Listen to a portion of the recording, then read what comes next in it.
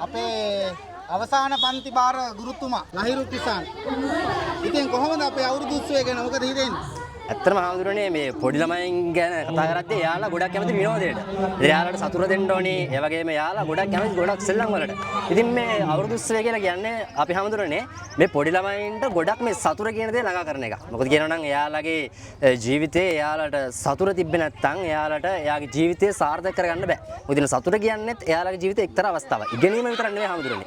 ඉගෙනීමට වඩා මේ සතුට කියන්නේත් එයාලට ලොකු උදව්වක්. ඉතින් ඒත් එක්ක කතා කරද්දී මේ පොඩි ළමයි මේ වගේ විනෝද වෙලා hina වෙලා ඉතින් එයාලා අද ලබා ගන්න විනෝදේ එයාලට ලොකු මතකයක් වෙයි හැමතුරුනේ. ඒ මතකයත් එක්ක එයාලගේ අධ්‍යාපන කටයුතු සාර්ථක කරගෙන ඒක එයාලගේ ජීවන ගමනට ලොකු ආදර්ශයක් වෙයි කියලා මම හිතනවා හැමතුරුනේ.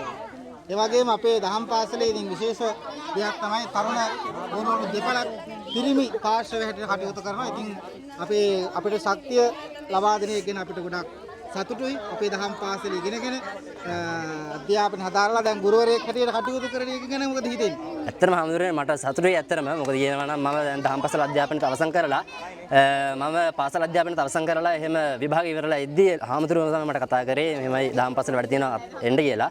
ඉතින් ඒක කියද්දිම මම ඒ වැඩ කටයුතු පස්සට දාන්න නැතුව ඇත්තටම මම සතුටු වුණා. මොකද මට හම්බ වුණ අවස්ථාව ඇත්තටම මේ අවස්ථාව ගොඩක් කට්ටියට හම්බ වෙන්නේ නැහැ. මොකද කියනවා නම් මේ දහම් පාසල් ගුරුවරයෙක් විතර උගන්වනවා කියලා කියන්නේ ඒක ඉතාමත් ලොකු වාග්යවන්ත අවස්ථාවක්. ඉතින් මම මගේ පන්තියේ ඉන්න දැන් මම අවසාන ශ්‍රේණියට තමයි ඉගෙනීම කටයුතු කරන්නේ. ඇත්තටම එහි ළමයි ප්‍රමාණයත් මුලදී තරම් ලොකුට හිටියේ නැහැ.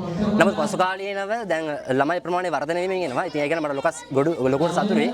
ඉතින් ඒත් එක්ක කතා කරද්දී හාමුදුරුවනේ මම බලාපොරොත්තු වෙනවා මේ දහම් පාසල් අධ්‍යාපන කටයුතුත් එක්ක මේ ළමයින්ගේ අධ්‍යාපනයේ පාසලේ අධ්‍යාපනයට පමණක් සීමා නොකර දහම් පාසල් අධ්‍යාපනය ඉදිරියට ඒ ළමයි කරගෙන යනවා බලාපොරොත්තු වෙනවා. දැන් අපි ගිය පාර දහම් පාස අවසානයේ ප්‍රතිඵලත් හොඳ මට්ටමක තිබුණානේ. ළමයි 6 දෙනෙක් විභාගෙ ලිව්වා. 6 දෙනාම පාස් වෙලා තිබුණා. ඉතින් ඒක අපිට ලොකු ආභරණයක් ආශිර්වාදයක්.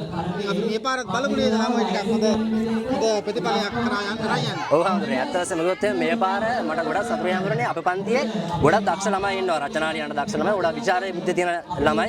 ඉතින් මම හිතනවා හාමුදුරනේ මෙයාලට පොඩි උදව්වක් දුන්නොත් එයාලා ඒ වැඩේ අල්ලගෙන දිගටම එයාලගේ විචාර බුද්ධිය පාවිච්චි කරලා ප්‍රශ්නෙකට උත්තර ලියන්න එයාලා ගොඩක් දක්ෂයි. ඉතින් මම බලාපොරොත්තු වෙන හාමුදුරනේ මෙයාලා විභාගයට ගියාට පස්සේ එයාලගේ තියෙන විචාරාත්මක බුද්ධිය පාවිච්චි කරලා ඒ විභාගයට එයාලා දක්ෂ ලෙස මුහුණ දීලා ඒ අභියෝගය ජයග්‍රහණය කරලා මේවරත් විශිෂ්ට සාමාර්ථයක් අප දහම් පාසලට රැගෙනයි කියන විශ්වාසය මට තියෙනවා හාමුදුරනේ.